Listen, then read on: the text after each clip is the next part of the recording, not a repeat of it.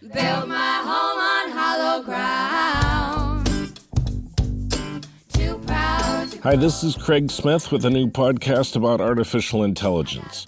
I'm doing this episode differently. It's about AI and global warming, so indulge me for a moment.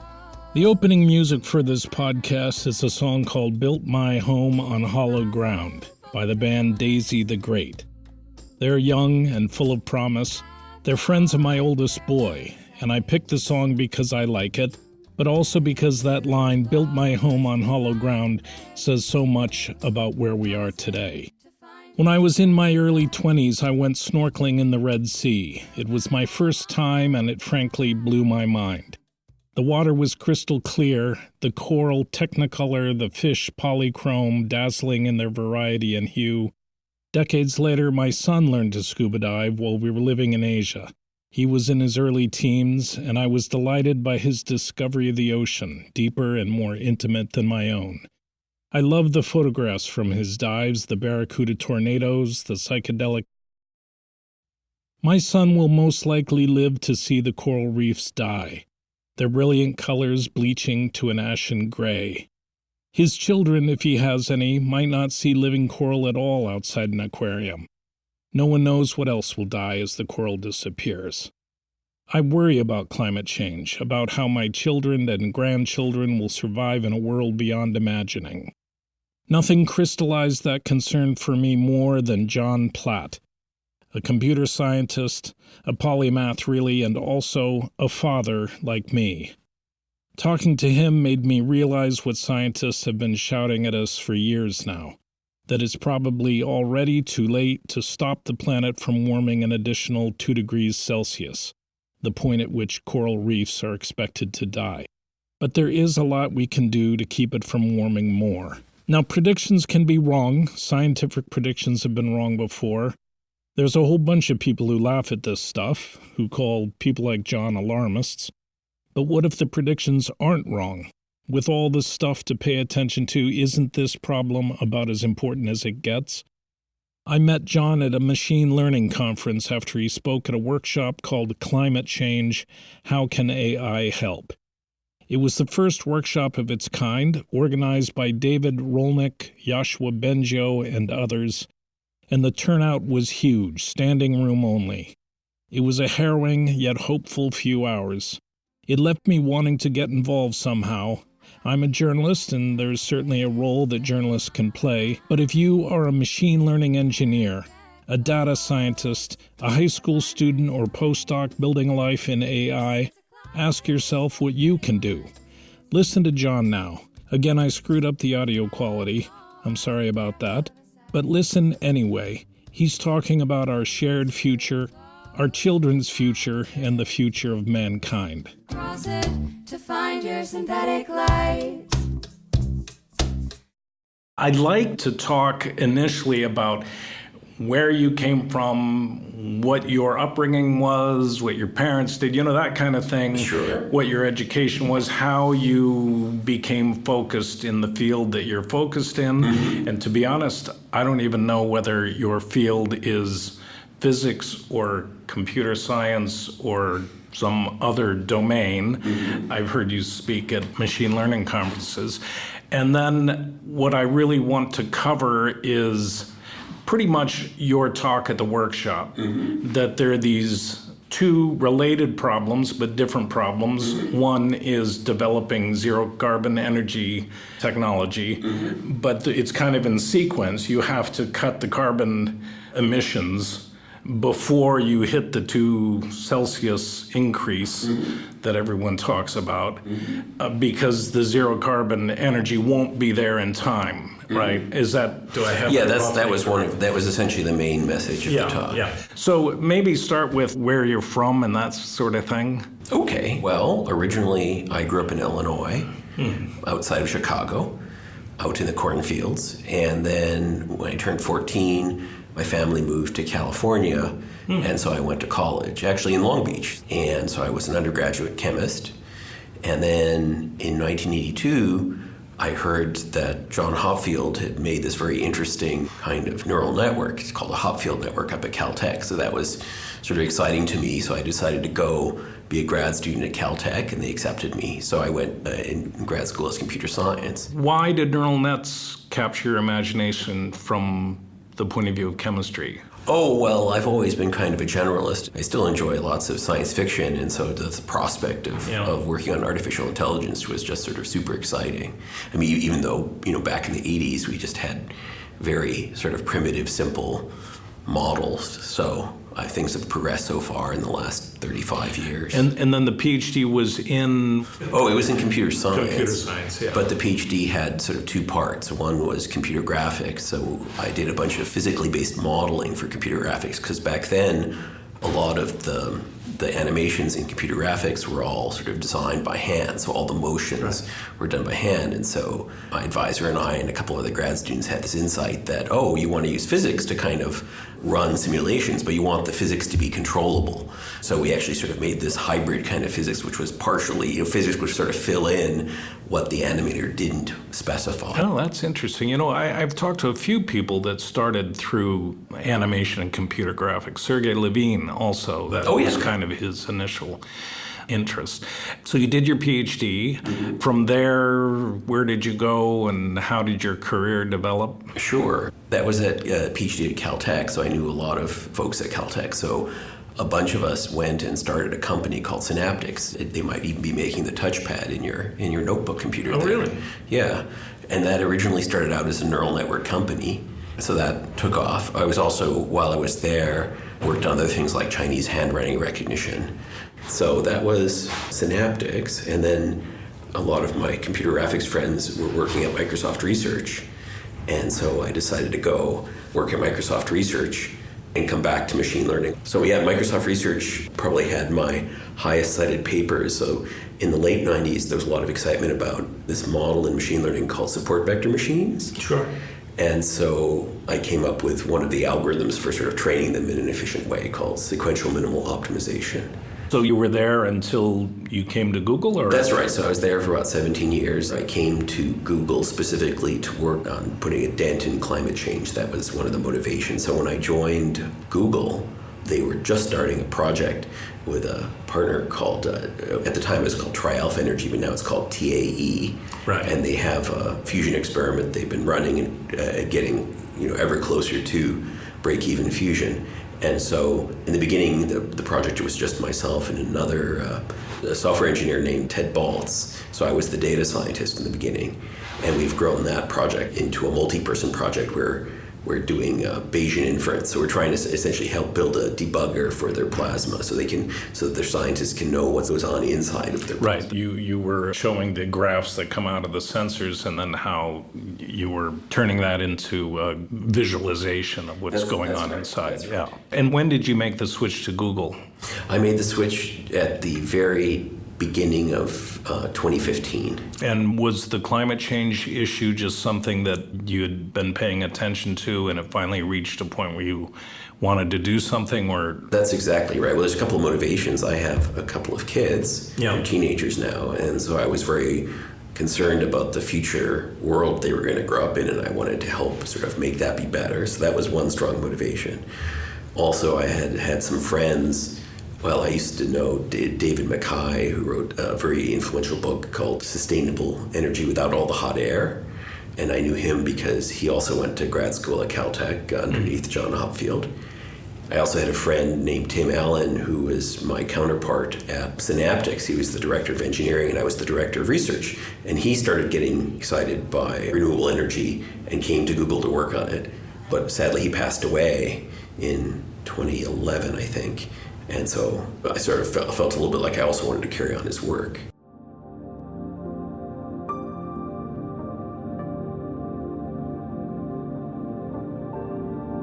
so initially, was it just general study or were you focused on a particular problem? And was it always in applying machine learning or was it broader than that? It was broader than that, although I guess, Google's very good at machine learning and has a large amount of computing, and it's my background, so I was looking to see if there was something with machine learning. It took me a while.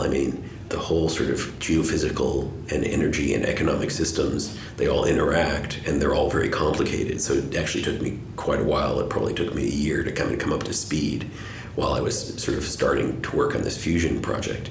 So yeah, what originally I thought is that we would need to go for a strong energy miracle. And what I mean by strong energy miracle, it's something where you can, so I mean, Bill Gates talks about energy miracles in general. And so I sort of separate those into two different regimes. There's something I call weak energy miracle. So it's like some zero carbon energy source that's cheaper than new coal plants, new natural gas plants for electricity. But that might not be enough because we would really need to dramatically reduce carbon very soon. So you want zero carbon energy source, ideally, that is cheaper than old fossil fuel plants. And that's very difficult. Things like fusion might eventually become that, but it might take a number of decades before fusion becomes cheap enough and ubiquitous enough, if we can get it to all work now. So a lot of these hoped for technology breakthroughs might kick in after 2040 or 2050. It might be a number of decades just to develop the technology to bring it to production and to make enough plants to actually make a difference. So we should still do that. That's a great thing to do to bring prosperity to the world, that we really want sort of ubiquitous, very inexpensive zero carbon energy. I think that's where we'll end up at the end of the century. But we have a much more pressing issue now. Right now, start decreasing carbon just from the present fossil fuel infrastructure. If you just let it continue through the lifespan of the infrastructure, we're committed to another 660 roughly gigatons or billion tons of CO2. That's essentially enough to blow us past 1.5 Celsius and almost to 2 Celsius. And if you count things that are currently under construction or planned, then we will. We essentially have to stop building fossil fuel infrastructure now, like today, to get to 2 Celsius. This is assuming that we don't take any carbon dioxide out of the air in the second half of the century, which many people are hoping that we'll do. But if we can't do that, if that's not economically effective, we have to stop now in order to even hit 2 Celsius. So it's really very, very urgent. We have no more time to waffle or think about it. We're driving very, very close to a cliff of dangerous climate change.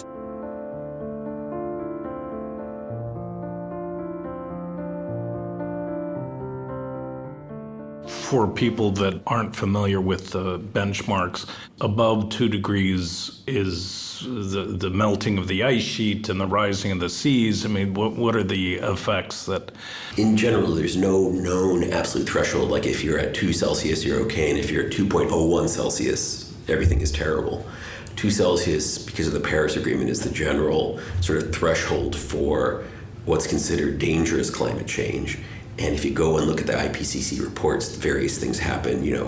For example, a very concrete thing is they're expecting 99% of all coral reefs to die at 2 Celsius. At 2.5 Celsius, you start to get sort of food yield impact because essentially things just get too hot or too dry or too wet. Many of the ecosystems, this happens very early, much like the coral reefs, start to, get very strongly affected even at 2 Celsius. In fact, what I've understood from just talking to people, I think people are getting very alarmed when the IPCC came out with this report last year called the SR15 report or SR15 report, which is strongly trying to encourage people, 2 Celsius is too high. We really need to be at 1.5 Celsius. The trouble is, like I said, I think if we have a sharp right turn now, we'll hit 2 Celsius, unless we can figure out how to get CO2 out of the atmosphere in the second half. Let's back up to energy need and the growth of energy consumption in historic times is increasing roughly 2% a year. And there's no reason to think that demand wouldn't continue at 2% a year until the end of the century. That's right. In fact, if anything, if we could solve this zero carbon thing, it's a good thing to increase energy, because I would love to see the entire world get a developed economy. And as economies develop, the pattern in the past has been that they consume more energy because their GDPs grow very quickly. So I would like to be in a world where in 2100, the UN projects that there's 11.2 billion people.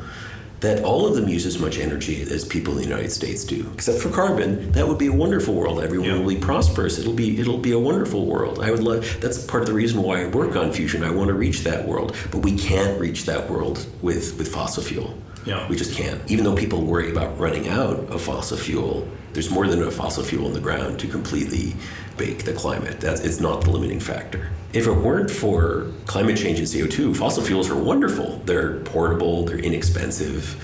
Coal has a lot of pollution, but things like natural gas, Sure. it's the greenhouse gases that are the problem. If we were to stop producing or building new fossil fuel plants today, fossil fuel powered electric generation plants today, is the renewable technology available or sophisticated enough to fill the gap? Sort of. So renewable energy has certainly gotten very inexpensive, and other than it taking a fair amount of a land area, especially with wind power, although you can use the land for other things, there's sort of a problem in that renewable energy, sun, solar, and wind, sort of generates when it wants to, not when you want to. Mm-hmm. And so there's sort of something we call the calm dark problem. Like if it's very cloudy and there's no wind, you don't want to shut your electrical grid down. So it turns out that people have a lot of hope about electrochemical storage, essentially huge, some sort of batteries hooked up to the grid. At least according to my economic models, it's hard to imagine storage getting cheap enough where that will be cost effective. Now, it really is a choice, right? If people are willing to have sort of primary energy cost much more than it does today in return for having a good climate, then it would work. You could bridge the gap with renewables and storage. But the trouble is, it's so critical in so many different places. Everything uses energy that there's a strong impetus to not want to increase the cost of energy. Right now, without any kind of carbon pressure, there's no impetus to go to that more expensive solution. Yeah. So technically, it is feasible, but it would just be much more expensive. And so then we have to just decide as a civilization about whether we want to do that. There's also questions of land use and things that we'd have to put, wind farms pretty much, everywhere in the Midwest, things like that. And the expense issue then separates the world into those who can afford energy and those who can't. Exactly right. And again, that sort of contradicts my hope, which is I want inexpensive energies for everyone to become sort of well off.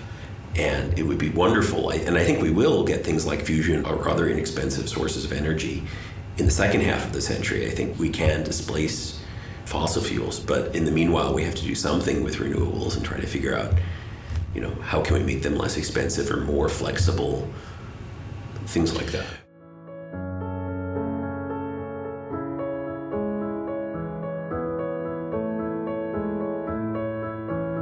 The last time I heard you talked about having standby generation to kick in when solar or wind dips. You did not talk about nuclear. Could nuclear fill that gap until there are other safer zero carbon technologies available? It can. For existing nuclear fission, to be precise, fission plants, it's very expensive to build. I believe the last fission plant attempted to be built, I think in Georgia in the United States, caused a company to go bankrupt. But certainly leaving existing fission plants operating or extending their lifetime is actually going to be rather important for zero carbon. I mean, it's still controversial, but I think the consensus is starting to swing as no, we should leave the existing fission plants operating, because it makes it, when you turn them off, it makes a big hole, which you then have to fill with something that produces carbon, which is just bad. But in terms of building more, it's not very economic to take the existing sort of old, the designs, the technology of fission plants have largely unchanged for decades.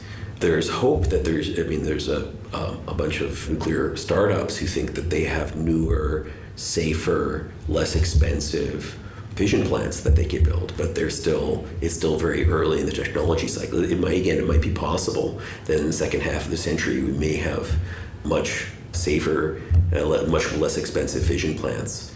But it's not sort of in hand right now. And there really, as you pointed out, there isn't a lot of time.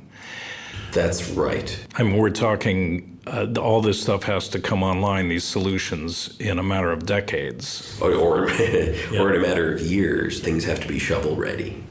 So renewables right now are there, they're available. We should at least, there's no reason to not at least build them up to take half of the electricity. But electricity is not everything. Essentially, electricity is maybe only a quarter of the greenhouse gases.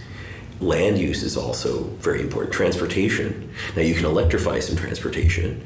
I have a plug-in hybrid myself. But, for example, industrial heat is very difficult to replace because you're just burning fuel, which is, there's nothing else. That you don't have a plant. I mean, you're just burning fuel to get heat. Well, again, nuclear could.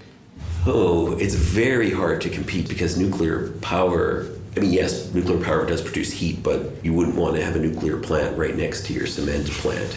So generally you want to whereas a natural gas pipe, if you have a flame at the end, is a very efficient, inexpensive way to distribute. Yeah, it's going to be very difficult to displace industrial heat. And land use, it's possible that we can change the way agriculture works, but we have to change it all around the globe to make sure that we don't do deforestation, that agriculture actually is a carbon sink as opposed to a source. So that's part of the problem why climate change is such a difficult problem, is there's so many sources of greenhouse gases. So even if we fix electricity and we electrify cars, very hard to electrify planes. A lot of things that are just very stubborn.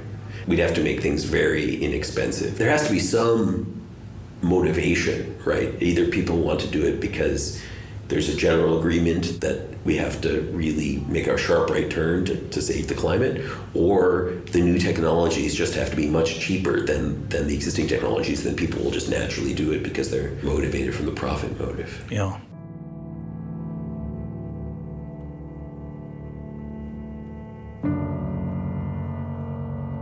However, you said you were optimistic last time I heard you talk, and I kind of wondered why. Because quite frankly, even with the Paris Accord, the idea of getting countries to decommission existing fossil fuel-powered electricity plants alone is difficult. Well, I'm optimistic. I refuse to be paralyzed, right? This is an important problem. I think people know it's an important problem. Over the last 2 years, I've been, just talking to people, and sort of the alarm level is starting to go up. I think people are getting out of their complacency. In the second half of the century, I think there's a lot of things that we can be doing, and technology advances. So I think we will avoid the utterly catastrophic climate change above 3 Celsius. And so we have to really keep everything below 3. The 3 is not a good thing. So now I think it's going to be a knife fight for every 1/10 of a degree Celsius between 2 and 3. So I'm optimistic that we can avoid, existential risk at 4 Celsius, that I think there's enough that we can do to keep it below 3. So now let's try to make the world be as good of a place as we can by sort of fighting for every 1/10 of a degree below 3. So that's why I'm I don't know if that's an optimism or if it's just sort of a determination. Yeah, but that's assuming that we blow past 2 Celsius. I think 2 is the floor. The floor. I think not the ceiling. Not the ceiling. I know everyone wants 1.5. There is one way to make us go below 2, and in fact, if you look at the IPCC decarbonization paths, they all assume, because just of the constraints of geophysics, that after 2050, we're going to have what they call negative carbon emissions. And typically, the IPCC assumes that we're going to use something called BECCS, bioenergy and carbon capture and sequestration. So what you do is you grow some sort of cellulose, some sort of plants on your land, maybe not the good land, but still some land somewhere. Then you go and you burn it, and you get electricity out. And then you take the flue gas that's in the chimney, and you capture the carbon dioxide, and you shove it underground. You compress it and shove it underground. Yes, all of those are actually, carbon capture is a nascent technology. There are technology advances in carbon capture that look promising. It's not, there are pilot carbon capture plants that are rather expensive.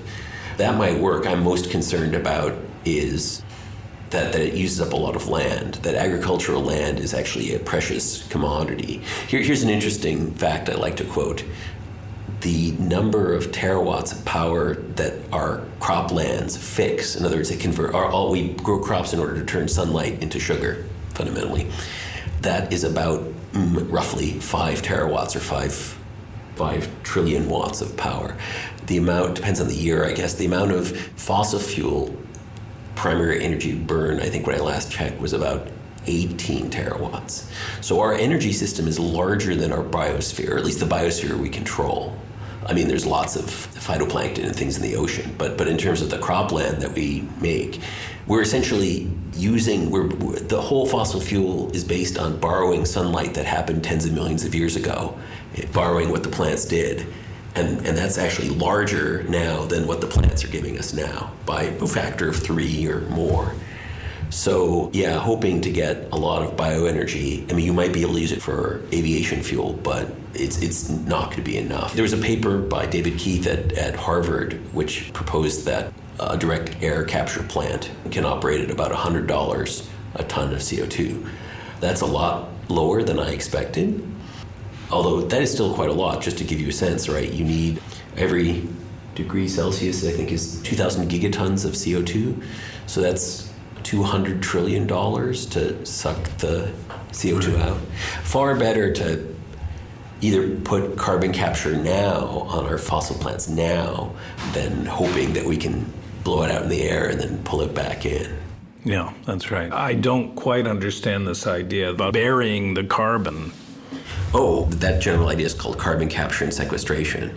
It's just like in coal plants, you have scrubbers that scrub out the sulfur dioxides or the sulfur oxides and the nitrogen oxides. You can scrub out the carbon dioxide. Right. It's expensive, and you have to compress it, and then you have to figure out what to do with it. The amount of carbon dioxide it produces is very large. You could try to convert it into fuel or do something with it, but it turns out that requires a lot of energy.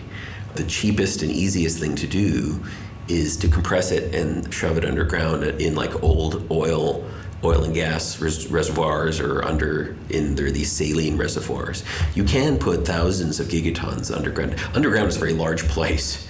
Yeah. So that's how carbon capture works. I see. Yeah. There's this other problem as the climate warms, the permafrost is thawing, and that's releasing tremendous amounts of carbon into the atmosphere. Yes, it seems like the tundra is becoming a carbon source instead of a carbon sink, because apparently like peat would accumulate and sort of hide carbon. Yes, that's why it's really important. It's best to stay under 2 if we can. I don't know if that's still available to us, but every 1/10 of a degree you go up, you raise the risk. It's very hard to quantify of some sort of positive feedback cycle. Like, I don't know if anyone knows for sure, in fact, even knows with high confidence whether 4 Celsius is a stable climate or whether there'll be some feedback cycle that'll take you up to 6. And to give you a sense, 4 Celsius is the gap between the bottom of the ice age and today's climate. So it's not like you think, 4 Celsius, that's 7 degrees Fahrenheit. That can't, who cares about that? No, that's a huge climate change.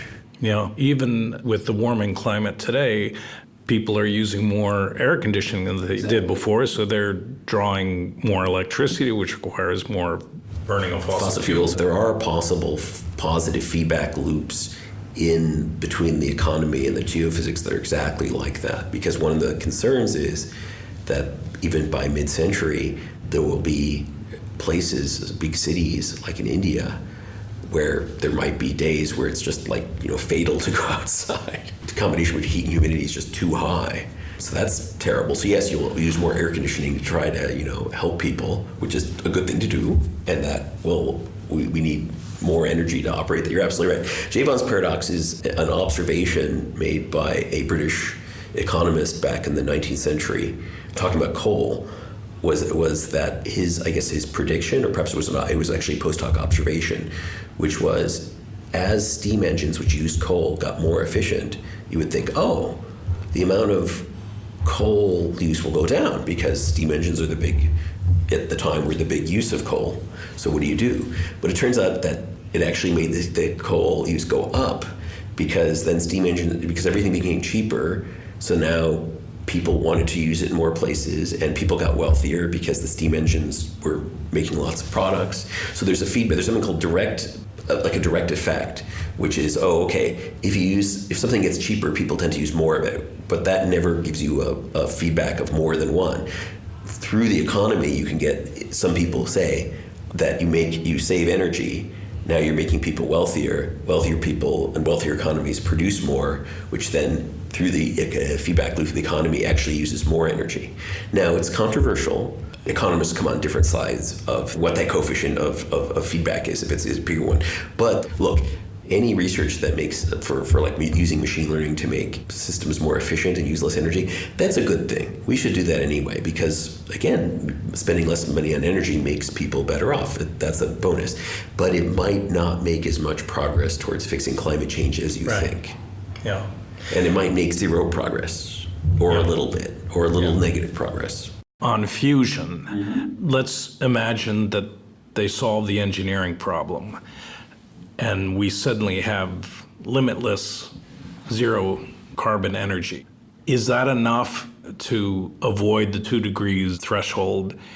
If nothing else changes, the industrial heat use of fossil fuels or the agricultural land use? That's right. Well, it depends how inexpensive. It depends. We don't know. It's still very early. We don't know how inexpensive fusion will be because it depends on this quantity called Q, which is the ratio of how much energy you get out for how much energy you have to put in. If that's very high, then it will be very inexpensive. But if it's not high, then it won't be. So yes, we still have to worry about land use. You're not going to have fusion-powered aircraft. Yeah. So it'll help a lot, but it won't necessarily. It's not the answer. It's not. It'll be a great thing, and it will make the world a prosperous place if we can crack this problem. I think it's still a wonderful problem to work on. Like I said, there's no silver bullet. It's not even fusion is the silver bullet.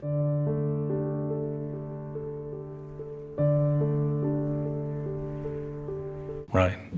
The point of this conversation is to talk through the podcast to machine learning engineers and researchers and people interested in the field. There are many, many different ways that machine learning can be applied to tackle this problem. As you said, it's not just coming up with zero carbon energy solutions or containing fusion. It could be mapping the methane emissions from the wetlands across the world and just understanding how much methane is being released during what periods. And once you have that data, maybe then being able to come up with some sort of mitigation strategy. Can you sort of hit the high notes of where machine learning can have an impact? Well, I was helping out. We wrote a paper that was in parallel to the workshop that you went to that I spoke at, which is on Archive, about how AI I haven't read it yet. Okay. Yeah. Well, so that was a very long paper with, I forget, 700 references. It was a very, very long paper, and I want to point out a lot of the authors spent a lot of time. I was helping them a bit of editing, so that's a lot of work by a lot of these postdocs and grad students. So what I would do is recommend that machine learning people look at that paper and see if something inspires them. I think that paper is not meant to be exhaustive, that hopefully it's more inspirational or people will see sort of kind of patterns. So you're right that a lot of what machine learning can do is around measurement. So like Andrew was talking about, maybe finding methane. There was another interesting talk at that conference by one of the co-authors of the paper where she was saying, we just don't know where the trucks are. So can we use machine learning to kind of look where the trucks are? So I think machine learning will be super helpful just in terms of having smart measurements, like just even trying to understand this very, very complicated sort of geophysics plus economic system.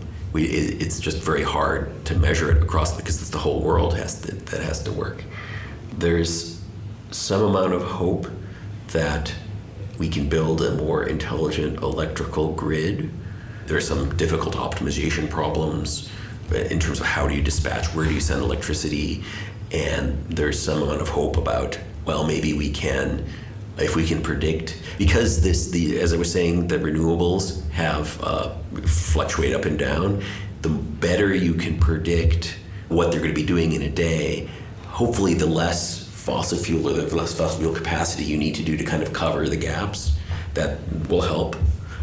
What about in agriculture? Oh, yes. In fact, that's right. It could be that because land use is such a large fraction of sort of greenhouse gas emission, can we use machine learning? At least in the United States, agriculture is this very sort of mechanized, high-tech thing. I don't know if you've visited farms. It's these amazing combines with software and sensors and all sorts of amazing things. Can we use machine learning to kind of help change how we sort of optimally plant things, and maybe especially if the climate changes, we need to figure out like how do we sort of grow these plants so that we don't lose yield against the climate. Another is, or can we figure out like, is there ways to breed or genetically change some of these plants to make them more robust, or to make them have more calories to generate food? Another way machine learning can help is alerting. Here at Google, there's a team that's working on flood prediction. So there's a lot of machine learning that goes into there, both to try to understand, the actual floodplain, which changes, and so you need sensors, you need sort of like satellite scans to kind of figure out how that floodplain changes, and also just trying to predict, how much water is coming through the system. So there's a lot of sort of machine learning there, and so there could be other kind of alerting things that, again, using machine, and that's more for adaptation. I think machine learning could also be very helpful, not just for mitigation, trying to prevent climate change, but trying to help, can we make 2.5 Celsius be much less dangerous? I mean, it's going to be a problem, like I said, even if all the coral reefs die, that's a serious blow to the ecosystem of the ocean. But, one thing, a lot of people are interested in using machine learning to do wildlife monitoring. So maybe we can try to save some of these species that are having this giant hammer blow of climate change. Can we help, rescue them, remove them, or preserve them? So I think there's a lot of things that can be done, so that your listeners might want to read this long paper, and don't necessarily have to do the things in there. Hopefully they can, that's just a start to sort of like, what can they do to help? Hopefully it's more, it's you can work on those things, or maybe can inspire you to do other things. Because I think it's not, there's no silver bullet that will help. This is a very, very, very complicated problem. And so there won't be a silver bullet, but maybe if we all work on different parts, we can make progress.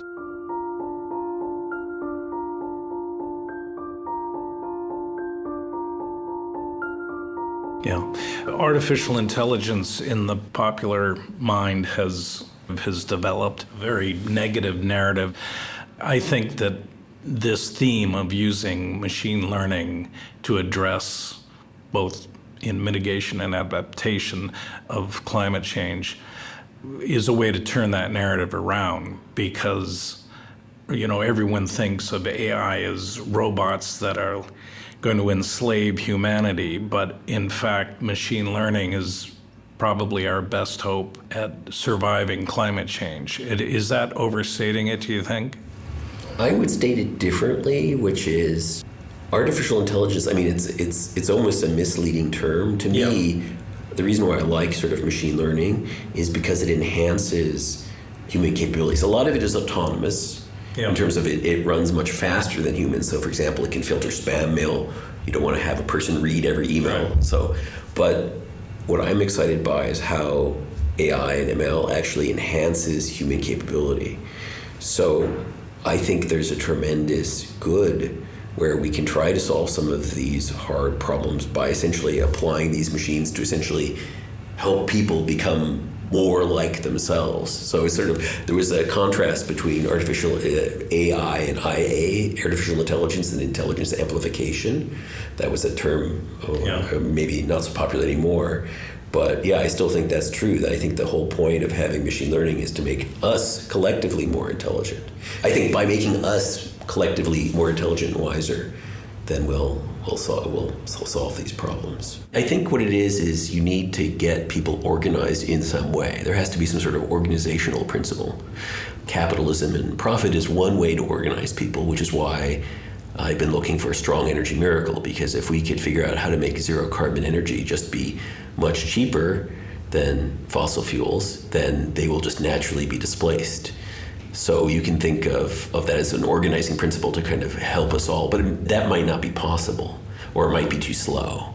It's just a matter of making a decision, sort of collectively. How collectively can we act?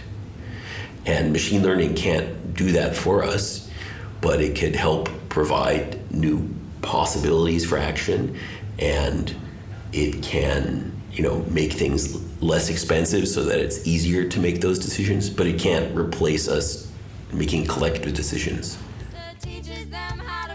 That's it for this week's podcast. I want to thank John for his time and Godspeed in his efforts. For those of you who want to go into greater depth about the things we talked about today, you can find a transcript of this show in the program notes. I've included links to the paper that John referenced and to videos of the workshop, Climate Change, How Can AI Help? Let us know whether you find the podcast interesting or useful, and whether you have any suggestions about how we can improve. The singularity may not be near, but AI is about to change your world, so let's pay attention. I can't get close till I buy my time.